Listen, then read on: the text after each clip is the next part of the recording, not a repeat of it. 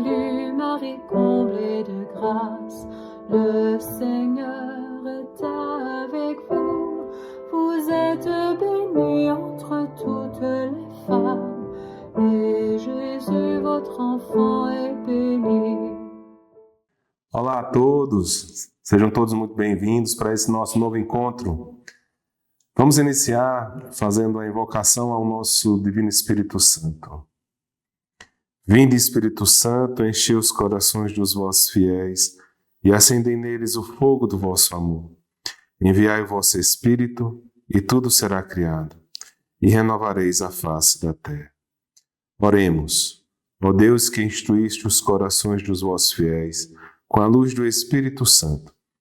Fazei que apreciemos retamente todas as coisas, segundo o mesmo Espírito, e gozemos sempre de sua consolação, por Cristo Senhor nosso. Amém. Olá, meus queridos. Vamos iniciar uma nova etapa no nosso estudo bíblico hoje. Nós relembrando um pouco até onde nós chegamos, nós estudamos o Pentateuco, estudamos os livros históricos e os livros proféticos. Esse conjunto de partes, já contempla boa parte do Antigo Testamento. Vamos adentrar numa terceira parte, que agora são os livros sapienciais, os livros que irão nos trabalhar de uma forma diferente. Mas diferente como? Mas antes de adentrarmos nisso, vamos entender um pouco também a colocação desses livros. Esses livros, eles estão dentro da Bíblia hebraica. Se nós formos dividir, lembram? Ela é dividida em 3 partes. A primeira parte, que é a parte que é relacionada com os princípios, as instruções, as leis de Deus, que é o Pentateuco, a Torá. Nós vamos ter os livros dos profetas, que são os Nevim, e na Septuaginta e na nossa Bíblia católica baseada na Vulgata, vão ser caracterizados como os livros históricos. E outra parte dos livros dos profetas.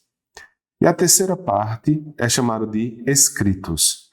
Esses escritos são exatamente o conteúdo dos livros sapienciais que iremos trabalhar. Então, ao concluirmos esse conjunto de livros, nós vamos concluir também o Antigo Testamento. Os livros sapienciais, eles vão ser diferentes de todos os outros tipos de textos que nós já estudamos e lemos nesses nossos encontros. Os livros sapienciais, eles vão trazer uma característica da linguística poética, da poesia, do poema, da música, do canto, para os textos bíblicos.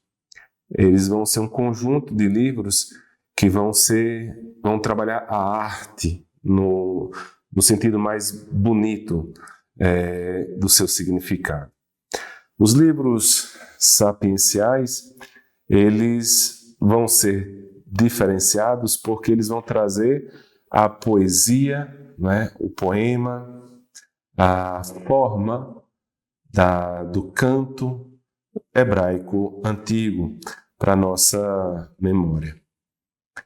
Nesse contexto, são livros que vão trazer para nós a beleza da literatura hebraica antiga.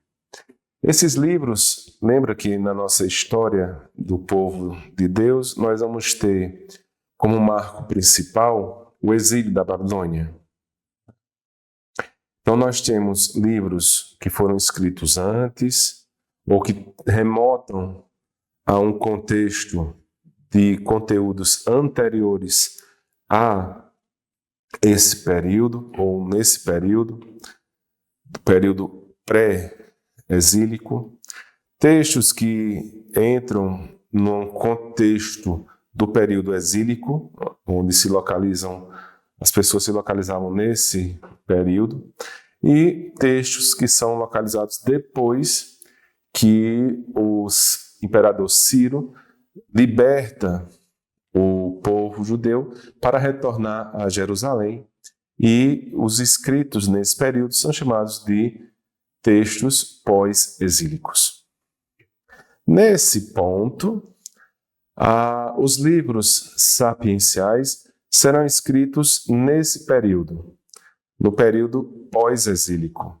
Então, há todo um relato de situação após esses períodos marcantes, né, da discussão da história do povo, nas questões das lutas e discussões com outros povos, com os reis, né, a dominação, a opressão de impérios externos.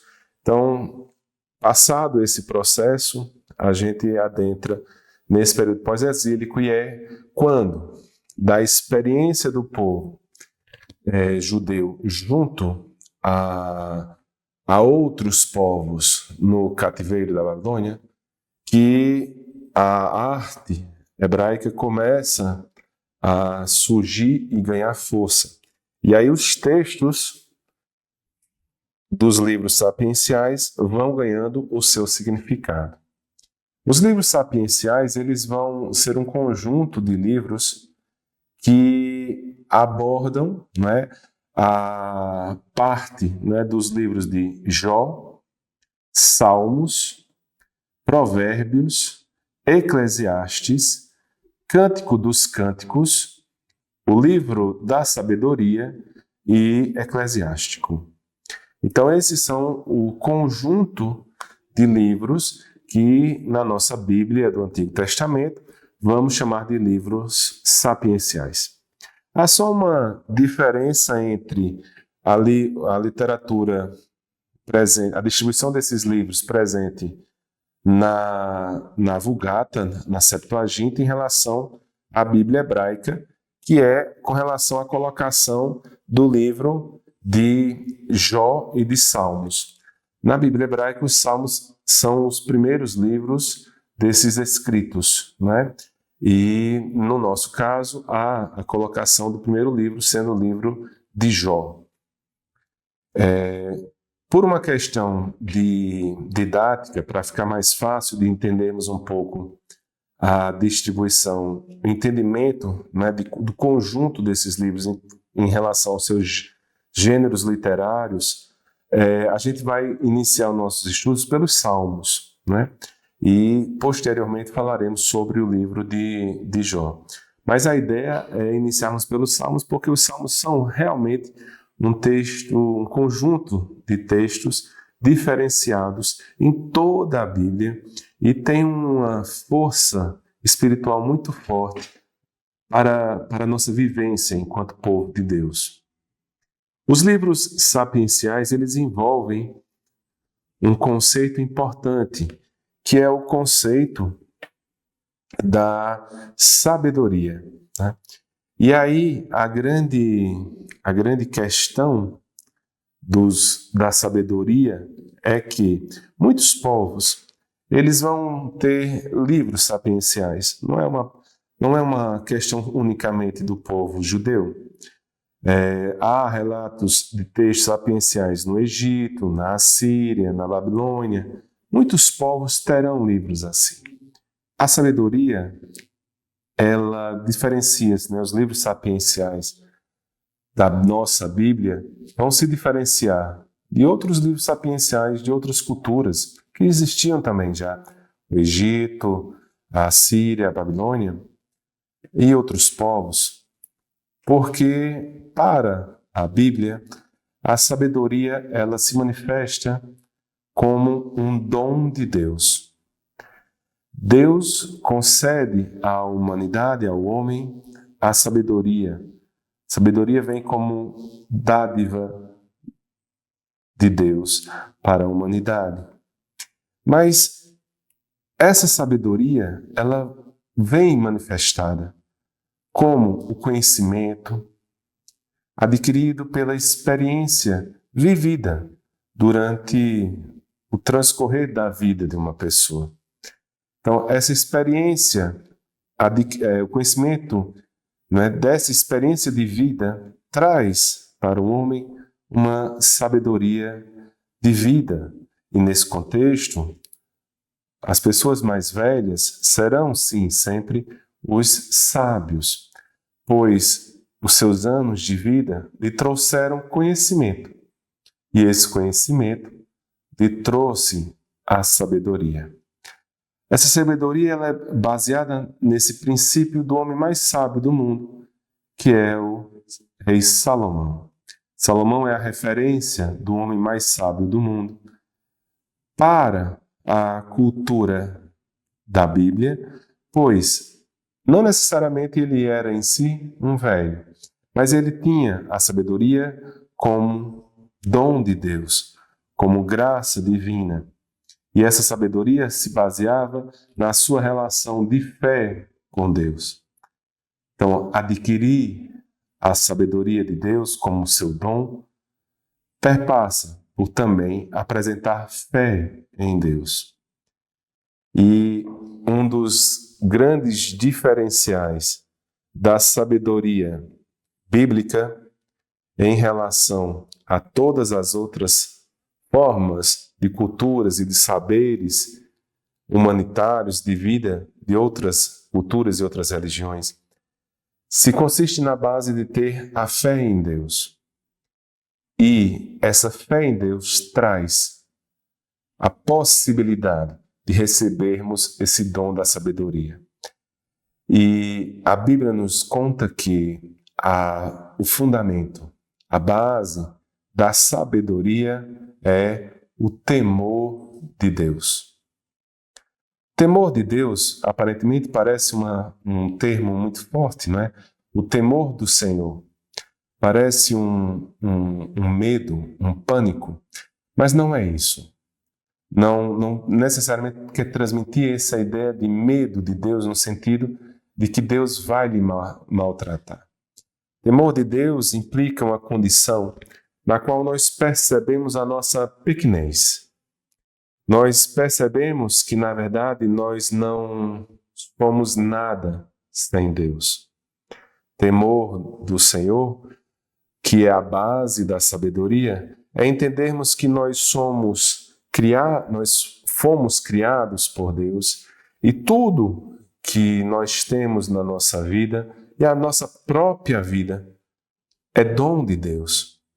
Então, Deus é o Todo-Poderoso perante nós, que somos fracos. Então, o temor do Senhor é a capacidade de reconhecer essa nossa finitude, essa nossa fraqueza. E quando nós nos colocamos nessa condição de sermos criaturas, de sermos dependentes de Deus, de termos uma vida e não termos o poder sobre essa vida, pois essa vida não é nossa em si, ela foi nos dada por Deus. Isso nos leva a uma condição de termos temor ao Senhor. E esse temor ao Senhor é a base para a sabedoria.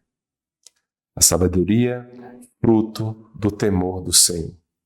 A partir dessa condição de humildade frente a Deus, é que nós teremos a capacidade de receber a sabedoria. E os livros sapienciais vão nos ajudar a compreendermos melhor como podemos viver uma vida de tementes ao Senhor. E nessa condição de tementes ao Senhor, manifestar essa condição com humildade, nos colocando de joelhos frente ao seu poder, à sua misericórdia. E dessa forma, podemos viver uma vida com sabedoria. Os livros de sabedoria vão nos ajudar nesse princípio. E o mais interessante que, quando começarmos a ler, é a possibilidade de entendermos que o poder de Deus em manifestar a sua palavra. Até então, nós estudamos e lemos narrativas, né? Narrativas historiográficas, leis, estudamos a crítica, né, social, a crítica religiosa, né, textos proféticos, textos de normas, histórias. Agora nós vamos estudar um outro tipo de texto, um texto que vai envolver a nossa relação com o nosso coração. Então, serão textos que iremos trabalhar a arte da poesia, do canto, do hino, não é? E essa forma literária, muitas das vezes, também faz parte do aspecto cultural nosso, enquanto seres humanos, pois é através da arte que expressamos as emoções, que expressamos os nossos sentimentos, que expressamos os nossos amores, que expressamos a nossa alma e o nosso coração. Os textos sapienciais vão nos ajudar a isso, como também a como podemos viver uma vida mais leve, uma vida voltada para Deus, uma vida no qual eu consigo compreender como era estar vivo e viver, como também uma vida em que eu posso me comunicar com Deus verdadeiramente, abrindo o meu coração à sua misericórdia. E aí, um dos primeiros textos que nós vamos estudar será exatamente o livro dos Salmos. O livro dos Salmos é interessante porque a terminologia em hebraico é Tehillim, né? Que seriam livros de louvores, né? Embora nem todos os salmos sejam de louvor a Deus, né? Mas é a ideia que perpassa um livro de como, né, nós saímos de nós e vamos para Deus. Até o momento nós vimos muito da ação de Deus para nós, não é? Sempre Deus vem, Deus chama, Deus age, Deus se faz presente. Os salmos, e isso desde o início até os dias de hoje, a nossa amada igreja compreende que os salmos é a nossa ida a Deus, é a nossa abertura para Deus. Então, nesse contexto, Tehillim, que seriam os livros dos louvores, é essa forma de aprendermos com textos a rezar a Deus. São livros que nos ensinam a orar, que nos preparam para dialogar com Deus da melhor forma possível. Porque muitas vezes nós não sabemos o que dizer, nós não sabemos como pedir, e o Salmo abre o nosso coração para Deus. Ele faz com que nós possamos, com os corações abertos, clamar a Deus. Ele nos envolve, né? Recitar um salmo nos envolve de tal forma que o salmo manifesta o desejo do nosso coração.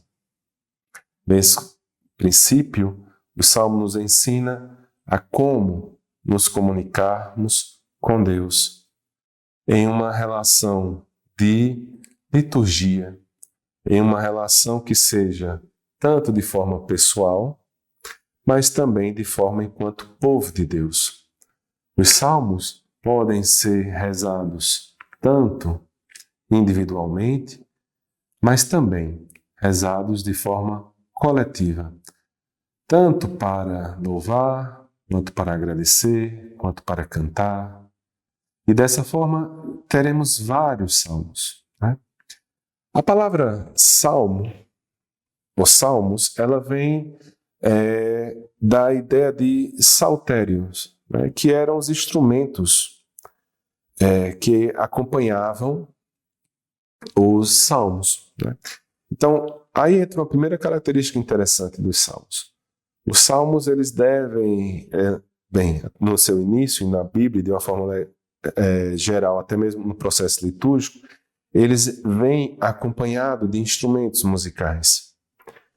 Então, o salmo pode ser um salmo de súplica, pode ser um salmo de louvor, pode ser um hino, mas ao mesmo tempo ele vem acompanhado de uma música.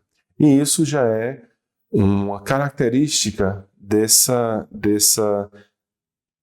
leitura, desse escrito, né, lírico, né, dessa forma cultural do ser humano se expressar.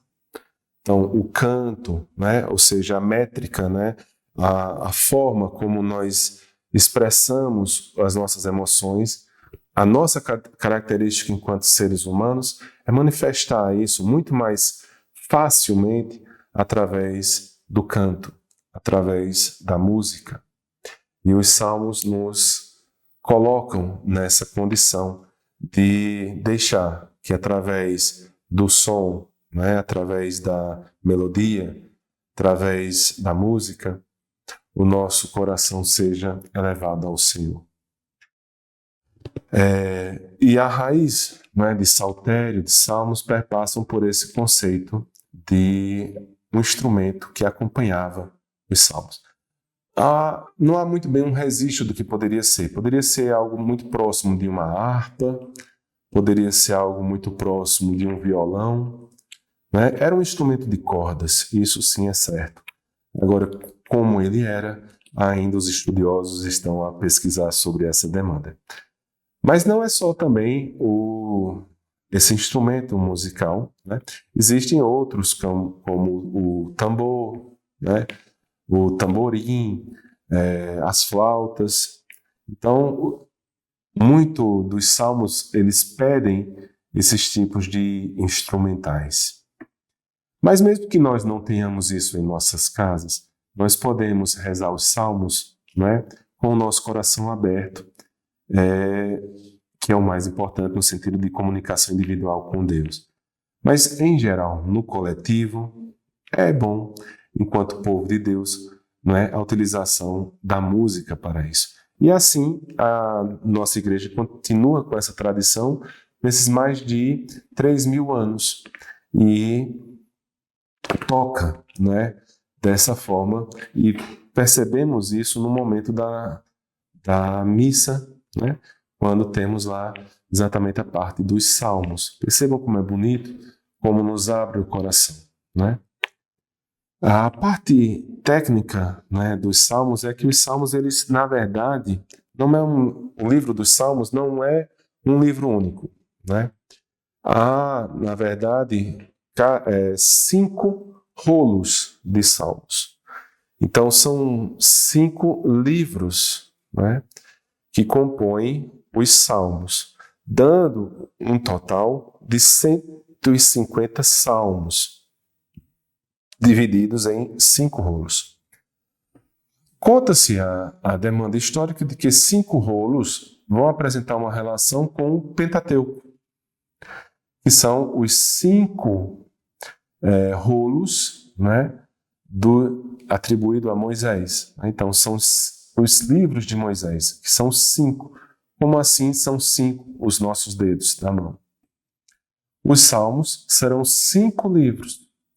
E há uma tradição de atribuir os salmos à autoria de Davi. Existe já também, como vocês poderão depois, ao ler cada salmo, existirão salmos que realmente terão essa atribuição da autoria ao rei Davi, né?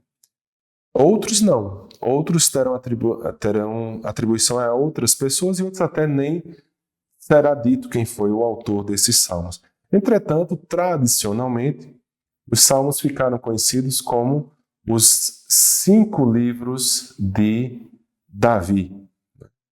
Então, há essa tradição de atribuição de autoria dos salmos ao rei Davi. Né?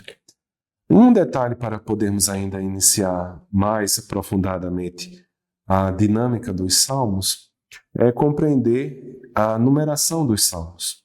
Parece um pouco confuso no início, principalmente porque em algumas Bíblias nós vamos ter uma dupla numeração para alguns salmos e não vamos ter para outros salmos. O porquê dessa distinção? Né? Então nós temos, isso remota à história, e aí você lembra que a gente tem a Bíblia hebraica, escrita em hebraico, e nós temos a Bíblia Septuaginta, escrita em grego. Né? Lembramos que a igreja cristã, a igreja católica, sempre se utilizou desde o início da Septuaginta, né? Pois assim também eram os evangelhos e a nossa tradição traz dela. A passagem para a Vulgata não houve mudança dos livros, só a mudança do idioma, do grego para o latim. Então, a Bíblia grega e a Bíblia hebraica, elas seguem uma certa similaridade entre o Salmo 1 ao Salmo 8. Então, se você perceber, não vai ter númerozinhos extras do Salmo 1 ao Salmo 8. A diferença começa, basicamente, no Salmo 9. Né? Na nossa Bíblia, o Salmo 9 ele é dividido em dois, na metade. Então, a primeira parte do Salmo 9, ele corresponde ao Salmo 9 na Bíblia hebraica. A segunda parte do Salmo 9 corresponde ao Salmo 10 na Bíblia hebraica. E aí vai começar a ter essa numeração a menos para a Bíblia, nossa Bíblia católica. Então nós vamos ter, enquanto, por exemplo, o Salmo 11, 12, 13, 14, 15, 113 na Bíblia hebraica, corresponderá a um número anterior na Bíblia católica. Então, o Salmo 11 na Bíblia hebraica é o Salmo 10 na Bíblia católica. É sempre um número anterior. Em geral, se formos perceber nas Bíblias, a gente sempre vai ter Salmo, um número maior, e entre parênteses, um número menor. Esse número menor corresponde à numeração da Septuaginta. Então, um número menor é a numeração da Septuaginta. Depois, com o tempo, a adição, né, da divisão do Salmo 147 na Bíblia hebraica, então ele divide em dois lá, enquanto na Bíblia da Septuaginta, a primeira parte do Salmo 147 vai se tornar o Salmo 146 para nós, e o final do Salmo 147 para a Bíblia hebraica vai se tornar o Salmo 147 para nós. E aí vai existir de novo a fusão, e aí do Salmo 148 ao 150 permanece a mesma numeração. Okay? Então, independente dessa divisão, tanto na Bíblia hebraica quanto na Bíblia nossa, a numeração vai ser exatamente de 150 salmos. Okay? Então, essa diferença é importante, principalmente para questões da leitura. Por exemplo, nós vamos ter o Salmo do Senhor é o meu pastor.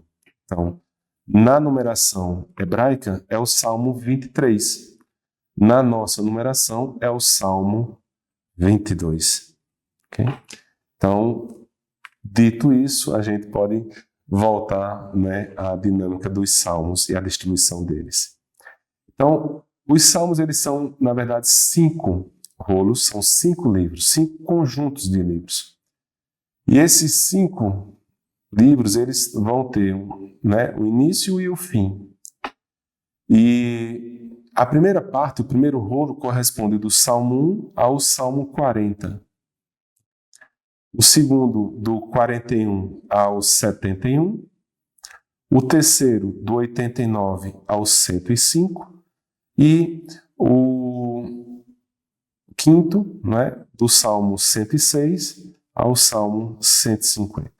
Então, cada um vai distribuir os salmos nesse formato. E aí eu convido vocês até darem uma olhadinha, né? Por exemplo, como saber quando terminou um livro do Salmo. Além dessa marcação, ficou determinado como seria o fim de cada salmo, porque existe uma doxologia. Ao final do grande rolo do salmo, vai existir uma frase, né? Uma doxologia que irá se repetir em todo o final do livro, que passa uma ideia, né? Por exemplo, no Salmo 40, versículo 14, ele é finalizado com a doxologia: Bendito seja o Senhor, Deus de Israel, desde sempre e para sempre. Amém, amém. No Salmo 71, ele vai finalizar-se com: Bendito seja o Senhor Deus, o Deus de Israel, o único que faz maravilhas. Bendito seja para sempre o seu nome glorioso. Que toda a terra seja repleta de sua glória. Amém, amém. Fim das orações de Davi, filho de Jessé. No Salmo 88, ele finaliza o conjunto, né, do terceiro rolo, né, com Bendito seja o Senhor para sempre. Amém, amém. E o Salmo 105, Bendito seja o Senhor Deus de Israel, desde sempre e para sempre. E todo o povo dirá Amém, amém. Todos esses 4 rolos, eles terminam com essa doxologia de Bendito seja o Senhor e um duplo Amém, amém ao final. O final do Salmo 150, e aí eu convido vocês a darem uma lida, ele vai concluir, né, todo o saltério, todos os 5 rolos. Né? Ele vai trazer esse resumo maior, né? Onde todo ser que respira, isto é, todo ser vivo, é convidado a louvar o Senhor com todos os instrumentos musicais. Então, essa doxologia de Bendito seja o Senhor, e ao finalizar-se com duplo Amém e Amém, caracteriza o final de cada um dos rolos que vão formar os 5 salmos importantes, né, que vão constituir o livro dos Salmos. Um outro detalhe interessante de cada salmo são os títulos dos salmos. Os títulos dos salmos eles foram trazidos para mostrar, muitas vezes, a autoria, né, a paternidade. Geralmente vai ser relacionado a uma lamentação, uma súplica, um cântico. Geralmente também na titulação dos salmos se coloca um instrumento a ser usado para o acompanhamento, se é uma cítara, se é uma harpa, se é o saltério, se é a flauta, né? Ou muitas vezes a condição histórica na qual o salmo ele foi composto, né? Isso dá uma dinâmica para a tradição. Existirão alguns salmos que não vão ser atribuídos à sua autoria. Esses salmos ficaram conhecidos como os salmos órfãos, né? Os salmos que não vão ter uma autoria definida. Os que têm a sua autoria definida, né, cerca de 72 salmos, são atribuídos ao rei Davi. E aí a dinâmica, né, exatamente da tradição de atribuir ao rei Davi a organização com relação ao culto do templo. Isso a gente leu um pouquinho disso, você se lembrar, no livro de Crônicas, lá tanto em 1 Crônicas, né, 23, como 2 Crônicas 29. E não só essa tradição de atribuição é relacionada ao Antigo Testamento, mas também até mesmo ao Novo Testamento, né? Em Atos 2, 4, em 13, na carta de Romanos, né, capítulo 4, existe a determinação da autoria dos salmos ao rei Davi também, como essa tradição, né? Outros salmos, né, por exemplo, 12 salmos são atribuídos a Asaf, né, que era um levita, né, e trabalhava lá, responsável pelos corais dos levitas que cantavam diante da arca em Jerusalém. 11 salmos são atribuídos à autoria de Coré, né, que, segundo o livro de Números que a gente leu, né, lembra? Coré era um levita que revoltou-se contra Moisés no sentido de não reconhecer os privilégios de Arão, né, sacerdotais de Arão. E os seus descendentes acabaram sendo os porteiros do templo de Jerusalém, segundo 1 Crônicas. Salomão é atribuído a ele a autoria de 2 salmos, o Salmo 71 e o 126, né? E o Salmo 89 é atribuído a Moisés, né? O Salmo 87 a Emã, né? E assim tem a característica deles. Uma ideia importante dos Salmos é passar também a ideia dos gêneros literários. Os gêneros literários dos Salmos, eles vão estar relacionados a uma dinâmica diferenciada, né, que eles podem estar relacionados a uma situação da poesia hebraica, e aí a gente vai ter salmos que vão seguir uma construção de hinos, né? E esses hinos, eles são até recorrentes na Bíblia, mesmo que não estando necessariamente dentro dos salmos. Por exemplo, a gente tem o Cântico de Miriam, né? Que é um hino, é um canto. Tem o de Débora, que a gente lembra, que a gente até comentou. E se nós formos ver até mesmo a tradição no Novo Testamento com o Magnífica. Então, essa construção hebraica de um hino, né? Essa tradição de um hino. E aí, como se compõe um hino, né? Ele vai ter essa primeira parte, que é uma introdução, geralmente é direcionado um louvor, né? A todo o povo de Israel, aos justos, ao próprio cantor, né? Geralmente tem uma parte central que é colocada por dando a razão do porquê desse louvor, apresentando esses motivos para Deus, e posteriormente vem a conclusão, que geralmente é um convite ao mesmo princípio feito na introdução, um desejo ou um compromisso que se assume quando se adentra esse hino. Então, muitos salmos são, na verdade, hinos, né? Existem salmos que também são chamados de salmos de súplica ou salmos de lamentações. Essas súplicas ou lamentações são numerosas, né?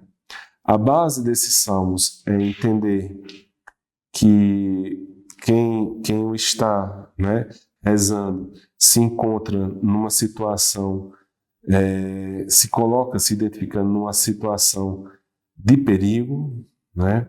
E geralmente esse perigo pode ser um adversário ou um inimigo que vai se opor ao salmista, né? E essa súplica é feita na determinação, pedindo a misericórdia e a ajuda de Deus.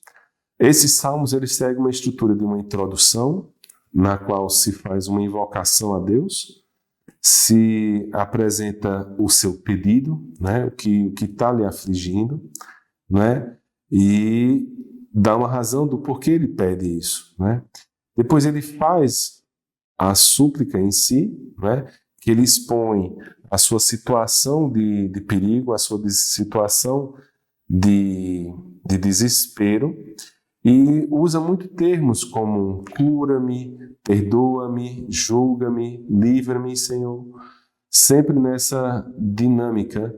E um detalhe importante é, além do pedido de súplica, a argumentação de por que, né, o Senhor deve ouvir essa súplica. E essa súplica sempre é levantada baseado na fidelidade, na fé, né, da pessoa suplicante no Senhor. E finaliza-se os salmos de súplicas com uma conclusão garantindo, né, a fé da pessoa na realização de Deus. Então, o suplicante ele agradece a Deus, já tendo a certeza de ter alcançado o seu pedido. Existe um grupo de salmos chamados de os salmos de ação de graças, né? Nesse contexto, eles são parecidos em termos de estrutura com os salmos dos hinos e das súplicas, né? Geralmente eram cantados, né, em conjunto, né, em grupos, e a base maior desses salmos de ação de graças é a gratidão, né? O que mais se mostra presente nesse tipo de salmo é o sentimento de gratidão da misericórdia, né, de Deus em atender e se fazer presente na vida deles, né? Geralmente envolve a ideia de louvar e agradecer, né? É um convite a esse louvor. Depois se descreve detalhadamente a ação de Deus. Então se começa pela situação do perigo em que a pessoa se apresentava e de como, através dessa invocação da súplica de Deus, Deus atendeu o pedido, né, veio ao socorro do salmista, e finaliza-se com o desejo de sempre louvar a Deus, né, pela misericórdia, né, deles. Existem salmos que são chamados salmos reais, que são salmos que se referem em geral a um rei, né, e isso denota a realidade, né, da realeza de Deus, e eles vão ser subdivididos em vários outros tipos, né, mas geralmente estão relacionados às vitórias militares que se canta, né? Tem outros grupos de salmos que celebram a cidade de Jerusalém, são os salmos chamados de Cânticos de Sião, e eles se relacionam com a construção do Templo de Jerusalém, né? A capacidade de Jerusalém de abrigar a Arca da Aliança, né? Então são todos voltados para essa temática. E existe um grupo que é muito interessante, que são salmos anteriores à construção do Templo de Jerusalém e que permaneceram sendo praticados por peregrinos que se deslocavam até Jerusalém. Então eram salmos no sentido do direcionamento até a Jerusalém. E é interessante porque eles vão se manifestar com o verbo no imperativo, né? Então, vinde, entrai, levantai, seguido de um convite para considerar as grandezas de Deus.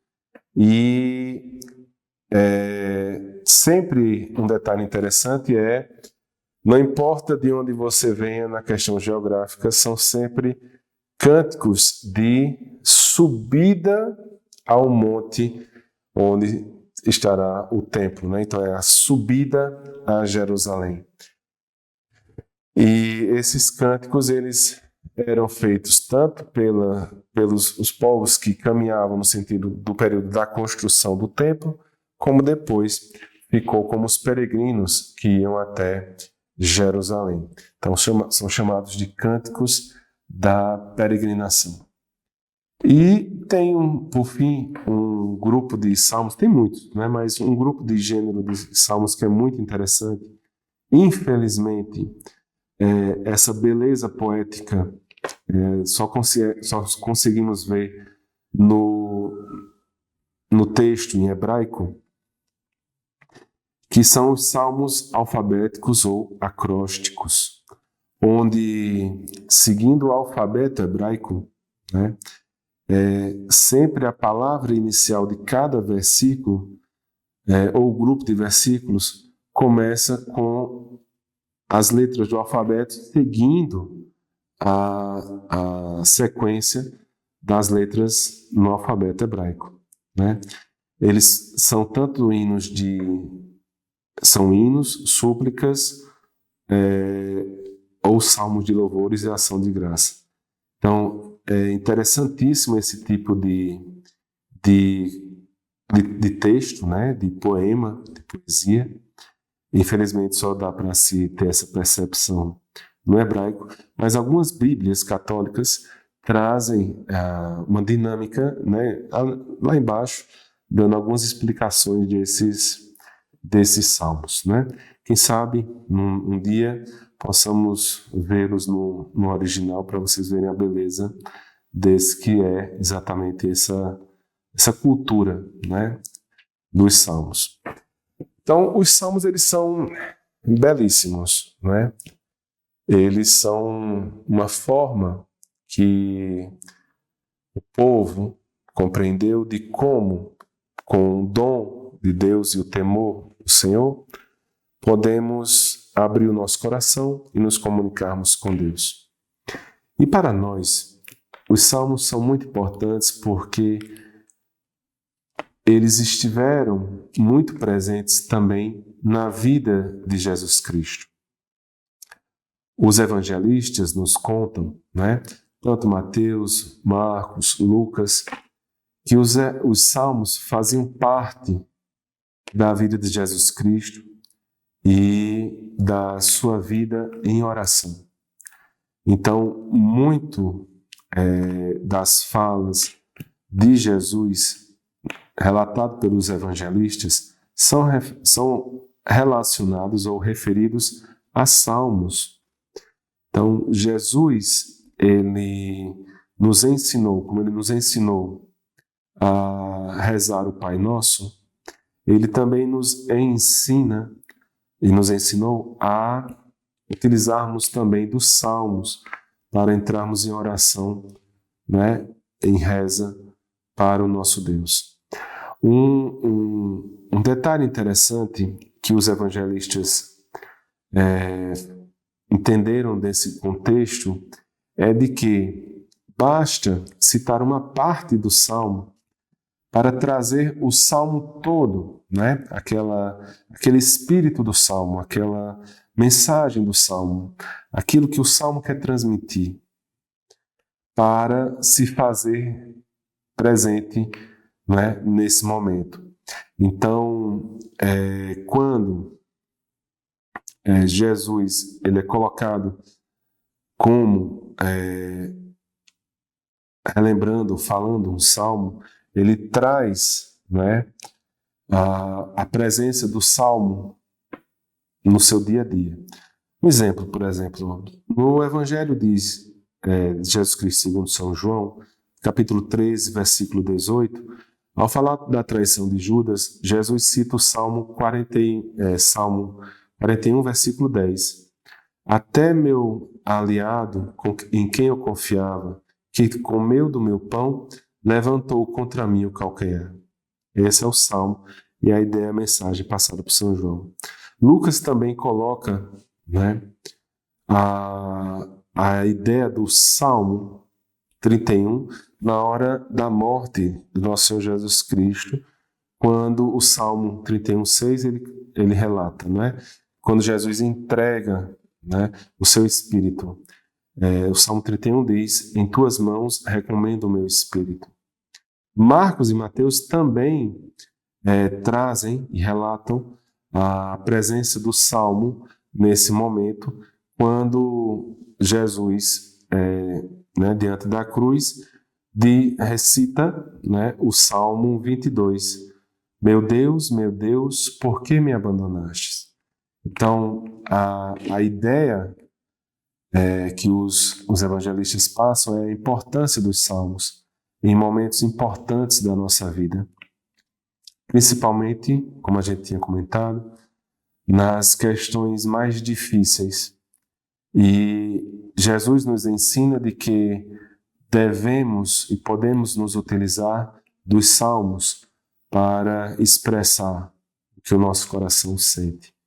E assim a nossa igreja sempre entendeu. Se formos pensar dessa forma, para que rezarmos os salmos? Os salmos, eles fazem parte da nossa religião. O salmo é uma forma de rezarmos ao Senhor. O salmo é uma forma de abrirmos os nossos corações para Deus e colocar diante de Deus Ele aberto, seja numa hora de lamentação, seja para pedir uma súplica, no momento de desespero, no momento de que estamos diante de uma grande dificuldade, de vida ou morte, como também de colocar diante de Deus o louvor, a ação de graças, o agradecimento pela misericórdia de Deus, pelo dom da vida que Deus nos dá. Os salmos é uma forma que o Senhor Jesus nos ensinou de como rezarmos a Deus para suplicar-lhe a sua misericórdia e agradecermos verdadeiramente pela sua graça concedida. Assim, aprendemos a rezar os salmos.